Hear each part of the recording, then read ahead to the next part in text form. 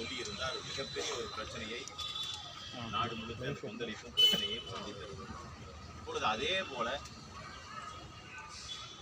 தமிழ்நாடு முஸ்லிம் முன்னேற்ற கழகம் மனிதநேய மக்கள் கட்சியினுடைய மாநிலத்தினுடைய துணை பொதுச் செயலாளர் யாக்கூப் என்பவர் 15/11/2024 தாம்பரம் அருகே ஒரு பொது விழாவில் மிகவும் அருவருக்கத்தக்க வகையில் எங்களுடைய மாநிலத்தினுடைய ஒருங்கிணைப்பாளர் அண்ணன் திரு ஹெச் ராஜா அவர்களுக்கு பகிரங்கமாக ஒரு கொலை மிரட்டல் விடுத்திருக்கின்றார்.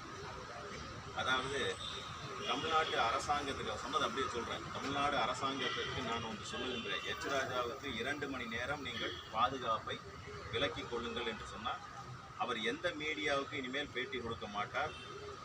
அவர் எங்கு